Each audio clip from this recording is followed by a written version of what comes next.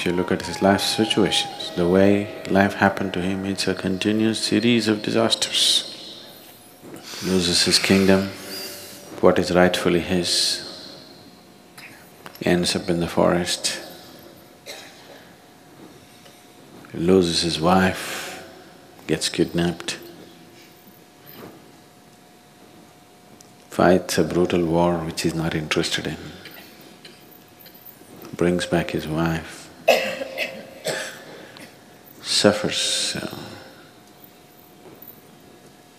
very uncharitable comments about his wife from everybody around. A wife who was very dear to him, pregnant with 2 children, twins, takes her and leaves her in the forest, never sees her again in his life, and unknowingly ends up in a battle against his own children, fights a battle with his children, gets defeated by them, goes through the disgrace of that, endless disasters, and wife dies without he ever meeting her. But still, why? The significance of Rama is not the life situations. The significance of Rama is the way he conducted himself through this disastrous series of disasters that occurred to him, with how much gracefulness he conducted himself right through his life. With all the disasters happening, never once was he seen angry, never once was he seen cursing someone, never once was he seen freaking out, conducted everything gracefully.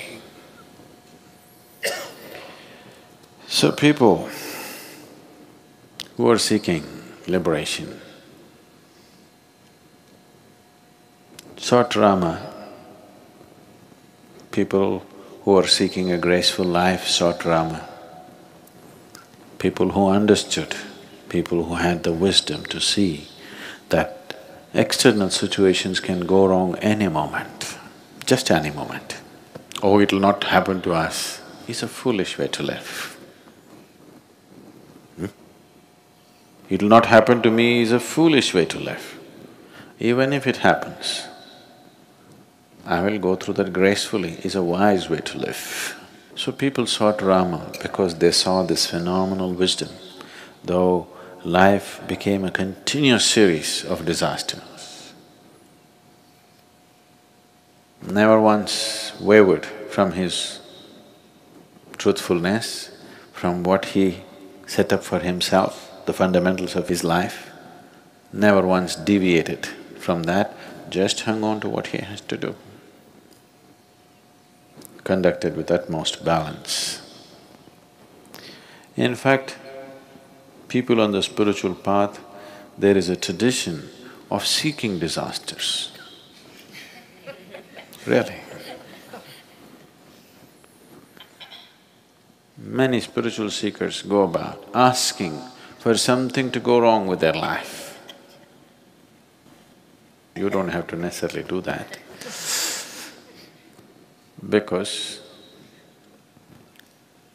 they want themselves to be fully tested before death approaches.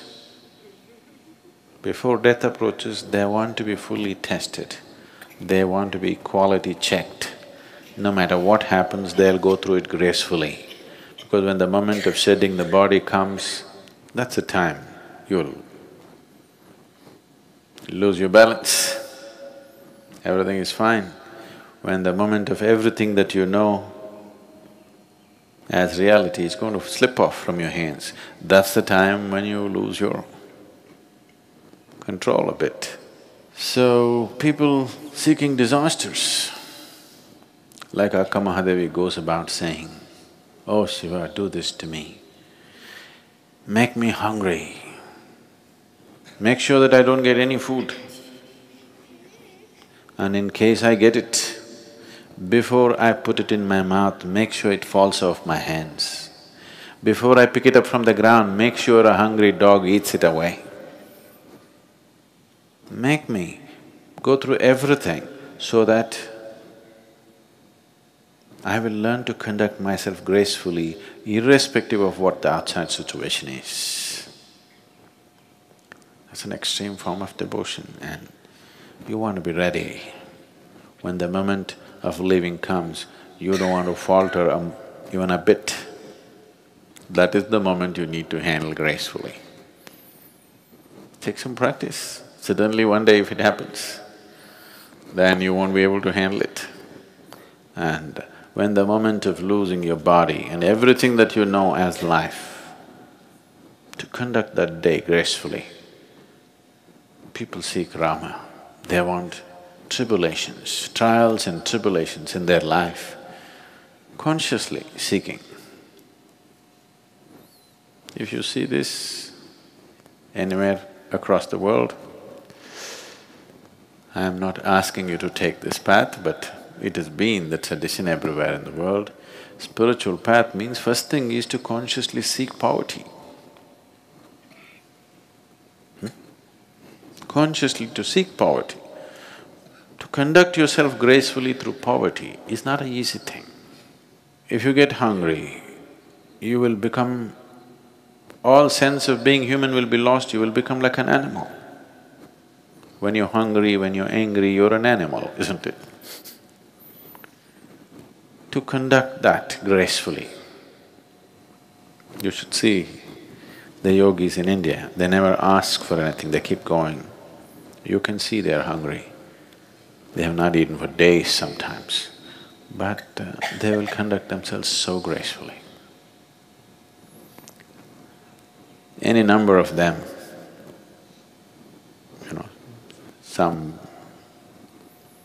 I've seen any number of them. You offer them money, they won't take it. If you just offer one meal, they will take it. You offer money for one more meal, he won't take it, because he wants the challenge to be there in his life all the time. Because if I take money for 2 meals today, tomorrow I will logically convince myself, why not 10 meals? Then slowly I'll organize my whole life. Like, see, you have bought footwear for 3 lifetimes, just in case. If you have to come and walk the planet once again and once again, don't you have enough footwear for 3 lifetimes or 10?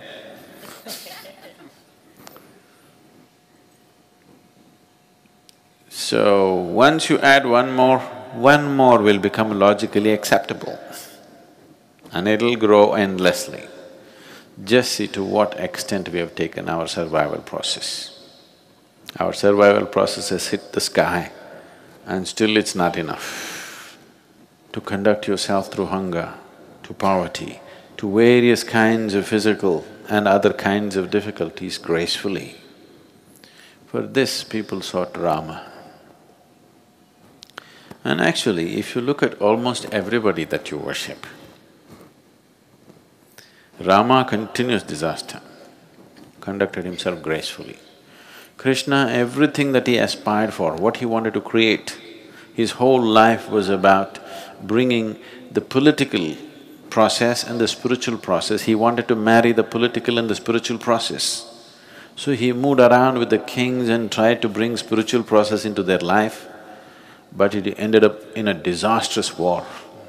Disastrous means horrible war it became. He tried to bring about something else, but something else happened. So we worship him. Jesus got nailed for very small things, but we still worship him. Not because of the success in their life, but for the gracefulness with which they conducted their failure, isn't it? Isn't it so? They conducted their difficult moments, most difficult moments gracefully, and that's what is valued. And that is the highest value in one's life. It's not the question of how much you have, what you did, what happened, what did not happen. Whatever happened, how did you conduct yourself? That is what determines the quality of who you are, not what happened in your life. You may make $1 billion because the market is doing well, okay? That doesn't mean anything. That's a social situation, isn't it so? So you're living in America and you're in a certain level of affluence, you go to Africa and they're in a certain level of poverty, you may think you're doing better, you're not doing better. In your society, you may be a failure. Yes or no? Yes? In your society, you may be a failure. In another society, you may look like you're a millionaire. It doesn't mean anything. It's a social situation. So all right, you can enjoy the comforts that come with it, but the important thing about the making of the human being is, whatever the situation, how gracefully can you handle it? So all these people, whether a Jesus or a Krishna or a Rama, these are fabulous representations of conducting their life gracefully through most difficult situations. So, either you can seek an easy life, remain untested, and you will see this, it's happening to lots of people. They look like perfectly fine till one big challenge came in their life, isn't it so? Are you not seeing this? When one big challenge comes, you will see who they are. When something that they expected did not go the way they think it should go, you will see they spill themselves all over the place. So the important thing is to bring this gracefulness into yourself. People are always doing thanksgiving for things that they got. Things that you get will not add to your life. See, suppose the whole world was living just in a hut. All we know is a hut. A hut would be great, we wouldn't need a mansion, isn't it so? Yes or no? Only that your neighbor has a mansion, you have a hut, that's the problem. This is a different kind of problem. Your neighbor has a mansion, you live in your hut and still gracefully. That's wonderful, isn't it? You can see this if you come to India. This is a huge house, next is a shanty, but both of them, he's not any less, you can't reduce him into nothing just because he's living in a little hut. He is as proud as you are, and that's nice. That a human being, irrespective of how somebody else is, he carries himself well. Not with just pride, but with gracefulness. And real things should go only to that even if your head fell off, you still can walk gracefully.